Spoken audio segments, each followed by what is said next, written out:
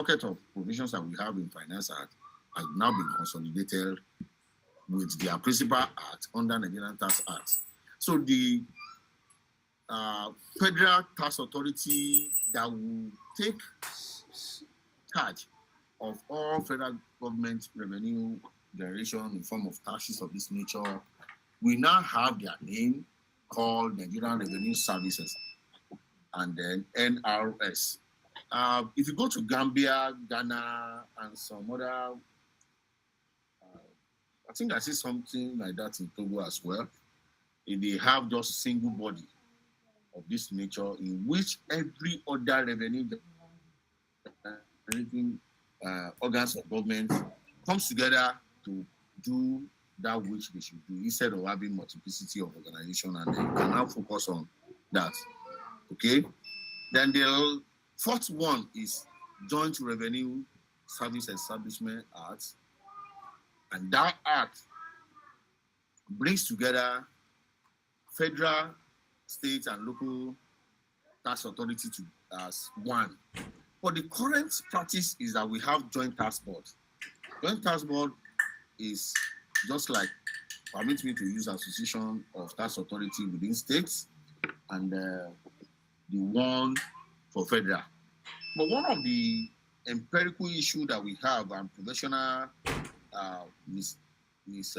alignment that we have seen over time is that if there are two set of people coming together to settle disputes and to buttress the fact that currently the Joint Tax Board is chaired by the chairman of Federal Revenue, and this association, this union, supposed to be union among federal tax authority and each of the 36 plus 1 states internal revenue. So the new act has officially created a kind of arm where the fiscal federalism can be entrenched. Tax authority, with respect to their level of taxing power and their level in the tiers of government, cannot come together, and the separate person will be the chairman of that, and the membership is now clear. So we can be safe to say that this reform are now responsibly addressed multi-layer of taxation and all the legal framework that we have in taxes and arena in Nigeria has been put together. Let me try to venture into some of the provision of the Tax Reform Act, like I try to call it. We have a lot of changes that 3 months training will not suffice. However, I'll quickly look at the reason why I said this government has not introduced any tax. Number one, currently, or before the advent of Finance Act 2019, if you are a company, government is interested in 30 kobo out of every 1 naira you make as profits. But because of the National Tax Policy 2017, as chaired by the His Knowledge CEO, Professor Abiola Asoni, current Dean of Faculty of Law, University of Lagos, it was said to be the mind of government to actually move away from direct taxes to indirect taxes for obvious reasons. And one of the reasons is because money that we don't enter your pocket is very, very difficult for you, and it will be difficult for you to say you want to go and pay government. Therefore, effort is being made to reduce direct burden of taxes and shift attention to other areas of taxation that are not direct, especially indirect taxes, because indirect taxes has been adjudged to be multi-stage, is on consumption, easy of collection, etc. Unlike personal income tax, company income tax, where you just have to put your hands in your pocket. In fact, some of you that are paying tithes in church, you also want to be negotiating with God. Say, God, why will I pay 10% of my salary. Why not 10% after I've deducted expenses? That's how it is difficult to bring money out of anybody's pocket, especially Nigeria. So the government started obeying this by increasing the VAT rate from 5% to 7.5% then, and sharply divided company into three: small company, medium company, and large company. Retain 30 kobo for every 1 naira, which is 30% of that for large company. Reduce the rate to 25 for medium company, and say let it be zero rated for small company. And the small company, as our 2019 Finance Act was explained to be company with turnover less than 50 million and thereabouts. Okay, so from that year, taxes in terms of rates has been seen, especially when it is direct taxes, to be reducing.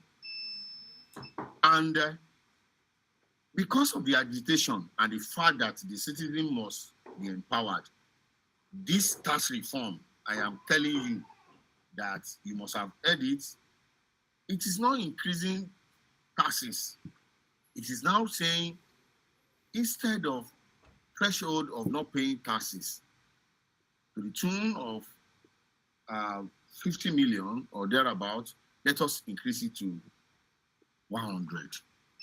Okay, which means if you are small scale that you think you are, and your turnover is not more than this threshold, you are actually not paying taxes to government. You are not paying tax to government. However, there's a difference between payment of taxes and filing of returns. That's why you need your professionals and accountants, especially professional one, to help you out. So, threshold now has changed, and the government will not want you to also use apparatus of your accounting knowledge to reduce profit, because company can do that. In terms of personal income tax, adjustment has been made. Currently, whether you receive 10,000 naira per month or per year, you are paying tax. In fact, if the relief given to you, consolidated relief allowance given to you, will make you not to pay tax, the law says you pay 1% of your tax as minimum tax. And I'm telling you, please, somebody should still confirm if I'm still online. Yes, sir, you're still very much online. Thank you so much. I hope you will not be tired of my talking. You are the one that called me to come and talk. So, You're never tired. Okay, so the current law now, which I will display later, shows that whatever the amount you are collecting per month, you must pay personal income tax. No matter. Even, like I said, government give you relief. Even if that relief will make you not to pay tax, you still have to pay 1% of your gross income as minimum tax, whichever is higher among the relief and gross. But this present one is now saying that if you are earning from 0 naira to 800,000, I'm not saying it's sufficient. I'm only portraying the fact that no tax has been increased. If you are collecting up to 800, you will still not pay tax. Then every other income level have been adjusted to that effect.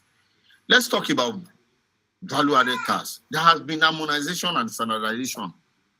And even when the committee proposed increase, the National Assembly say no. And so it is, because it's been stamped as no one. Again, if you go to your ShopRite or shopping mall today, you pay tax when you buy anything from such mall, even if it is water, even if it is biscuits, if it is chin-chin, you pay VAT on it because they are canned processed food. Good news. All this has been listed to be tax exempt or zero rated. So which means as soon as the implementation of this new act, is activated, you are no longer paying on those items again. And that's why I said this tax law has not come to tax you more, but it's just trying to ensure that those of us that are running away from payment of taxes will now be made to be within the arena of such payments. For accountants in the house, you will realize that there's something we call capital gain tax. Capital gain tax come as a result of you selling your personal assets. And I want to make a distinction about this. If your business is selling of cars, when you sell cars, and it's the car that is in your store for purpose of trading, it is not referred to as personal assets. They are just stock in trade. But if you are using personal car, your own personal car, and you sell it, and we notice that the amount you bought it and the amount you sell it, there is difference between the two. And it is now coming as a gain to you. Government currently has interest in it, and it is under capital gain tax. And you have to just obey that law. But recently, with the activation of this by January, capital gain tax has been refined, the rule has been reset, and each of these has been put to be part of your income that will be taxed generally, if it is personal or if it is company. Then there are some activities that is going on that is generating things like digital assets like cryptocurrencies, and all these blockchain that can term to increase your asset when you exchange it, and are part of what government is interested in doing so. You don't need to panic, because if you don't business within this area, you are not concerned. Okay, and this resolution is also now enhanced. You will have heard in the news yesterday that tax policy implementation committee has been set up. We now have another sheriff that will take care of that to ensure that what government is promising through the tax policy is what is being done. Not that alone.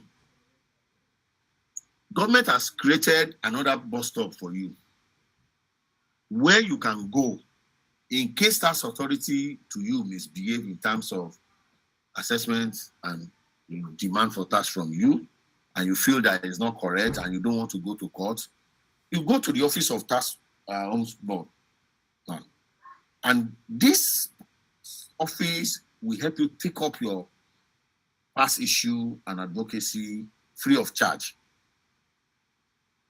It is on its inability to resolve the issue that cases cannot go to court, but you cannot go to court and come back to tax ombudsman back. It won't work. So what I explained the other time now is that small company annual turnover no less than 100 million, and you should know that your assets should not also be more than 250 before you can be qualified. Medium company is no longer separated, unlike what we have in the Finance Act, and the large company that has 100 million and above will now be paying based on 30%. These are what I've discussed invariably, because small companies are no longer paying. They have been exempted, and the financial body has been allocated. It is expected that small and medium scale enterprises can now focus on their activities, claw back their profits, and do well in your business. Okay? And I've told you about capital gain tax, but the addition is that if there's any capital gain tax realized by a small company, they are also now exempted. So if you sell your property and you gain, the government says, go, Laya Talafia. That's this development level of 4%. This will also not be applicable to small companies. And by small company, we mean small and medium scale enterprises. Once your income level is growing and is growing and the turnover is going beyond threshold, please, you are no longer a small company. So move and go and do well. So the equal to is that the tax exemption are designed to foster growth of MSME. Please, let's enjoy it. Okay, so these are also provisions that you need to go through and understand. I talked about VAT the other time when I was explaining. We now have some things that are very dear to us, expanded to be zero rated. A question should have been, what is the difference between exempting certain products totally or making them to be zero rated? So explanation should also be given. If I still have time, I will just explain that when certain things are zero rated, it means they are taxable, but the rate of tax is zero. So 0 times the tax or the income is 0, so you are not paying tax. But when they say they are exempted, it means you are not even going to calculate them as tax. But the implication of the two is that if you are praying that they should be exempted without zero rated, it means the material you bought and the VAT you have paid when you got those material, you cannot reclaim it. But if it is zero rated, it means you can claim those taxes that you have paid on them. So the expansion is also to reduce cost of living for all of us and make your business be okay. You can now see now that by any disguise, anything basic food item has been removed from what you pay taxes on. So from January, just ensure that when you go to anywhere, check your receipt. If you like, try as much as possible to let them calculate on your, when you get to your shopping mall, anything that has to do with food item, let them put it together, ensure that they don't put VAT on it. Then when you are now buying those things that are not meant for generality, then you can do that. Essential medical supplies. So drugs and everything should be more affordable from next year. Currently, educational services are taxable, but now it's been removed. So that's why I said, if you really study what is on ground, you will have abused those that said this implementation should not be from June, because we are supposed to have started enjoying it from June, but it has been postponed to January so that we can get ourselves ready. So as of today, you are paying for all these things, but by January you will not pay. Electricity transmission services will also no longer be part of this, and the stores to reduce cost of living. And I talked to you about the issue of zero rated and exemption under VAT, and we call it recoverable input VAT. So when, again, products that are zero rated allow you to recover your input VAT, that is VAT that you pay when you were buying materials to make those products. But if it is tax exempt, you cannot recover it. Then for manufacturing company and the likes, please, the mandatory invoicing starting 2026, so when you have your VAT, you should know that invoicing is better and is demanded. Real-time fiscal reporting become mandatory. You should know that. Enough of all those things. Now, let's quickly buttress what I said about individual taxpayer in Nigeria. And I've said that income up to 800,000 is no longer going to have any tax being paid. I'm not saying it's sufficient. I would have loved the NLC when I talked to them early this year, to fight for increment in this to about 2 million. But instead of them fighting for upgrade on this, they were fighting that the law should not be passed at all.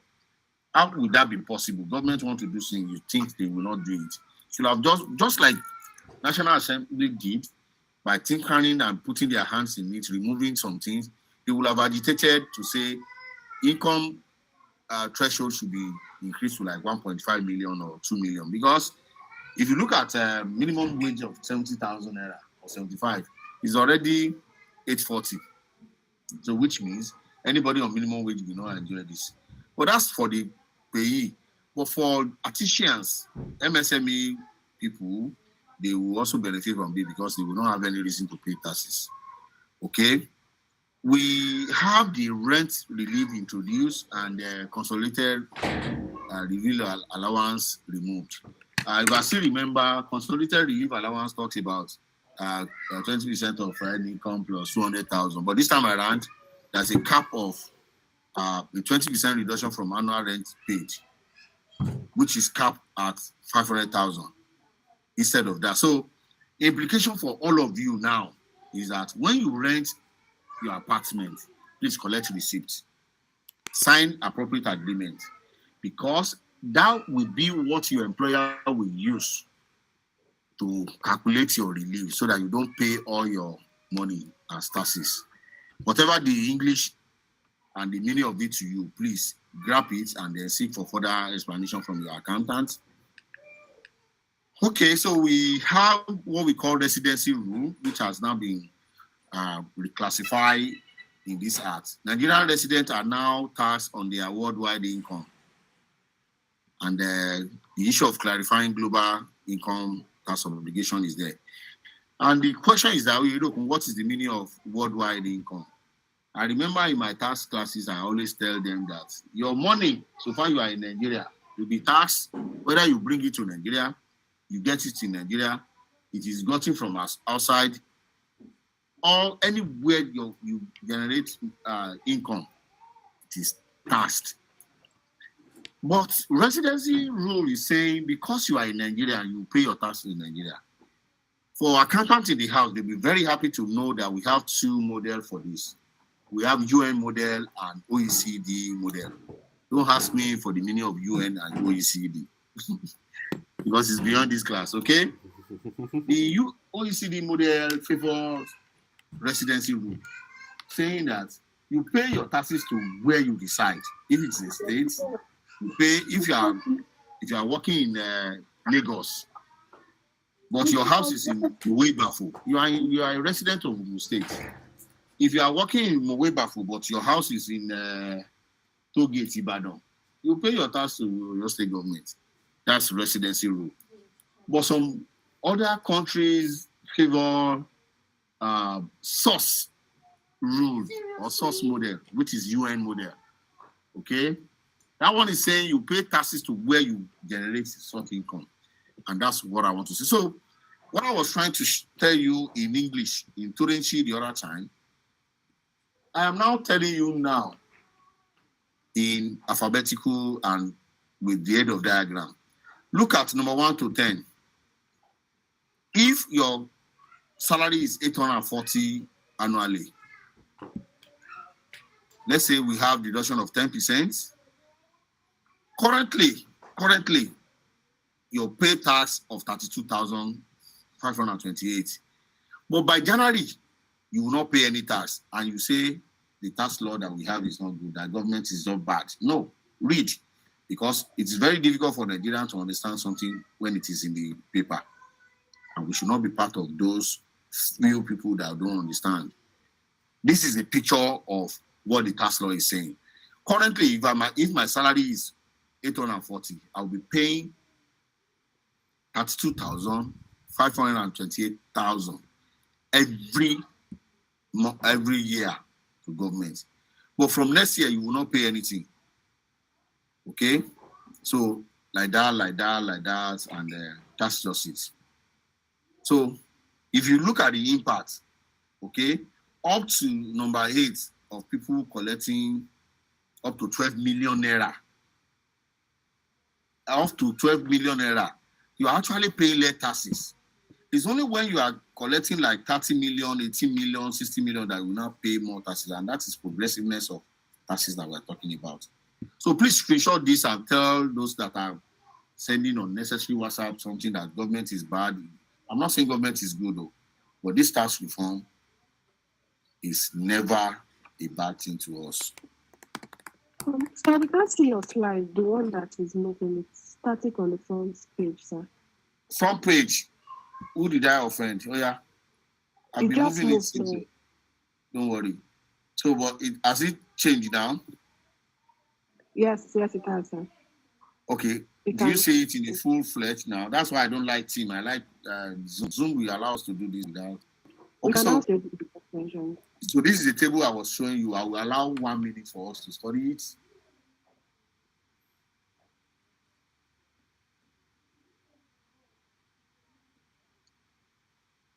You see what I'm trying to talk about? So that is it. Unless your salary is about 80 million per month, that's when you pay more tax. If your salary is still within 1 naira to 12 million per annum, you are not paying more taxes next year. So just take it. That is the complication. We are coming back to have a template where we'll be able to show this word. Okay, so let's move on. Can you confirm that the slide is now sliding? I think I've passed my boundary. I've spent more than the time allotted, but I'll be rounding up now. All right, Okay, sir. so I'll be rounding up now. So let's look at practical implication for all of you. Small company benefits. You now have full exemption, tax compliance when it comes to VAT. Proactively, you upgrade your accounting system so that you don't have problem. If you are medium and large company, you continue to do what you are doing, 30%. Economic development initiative is there. Please go and explore it so that Sorry, you sir. can reduce. The slides Yes. is still not moving, sir. Who did We're I still offend? updating. Don't worry, don't Okay, worry. I know what to do. Let's use it in this manner. It won't allow me to be on that. So, can you see what I'm sending, doing now? Yes. Yes, sir. Okay. So, why this tax reform matter for SMEs? It affects your pricing, cash flow, and profit margin.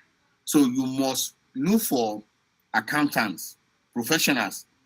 As a syndicate, you can come together. Even this our digital school in Ibadan can bring all of you together so that you can utilize professionals. Some of us are also available for you. You can utilize professionals that can bring you together and sign you on so that you have a better deal. Okay, it shapes your future competitiveness because when your prices are reasonable, you know what build your prices is because of the fact that you are building tax into it. So it will a lot. It will help you a lot, and incentive and relief is also there. And look at this, some changes and critical area that you need to develop. Invest in technology, gain from what we have, and let it be that you are ready. Your accounting function must work. For those of you that didn't want to recruit accountants, the amount of money you'll be wasting will be more than paying accountants every month. Okay, please, let's do that and let us move on. You make some mistakes, and I put here how to avoid them. Filing to register early for tax compliance. Please get your accountant to be filing your returns. Okay? Don't mix your personal business with your personal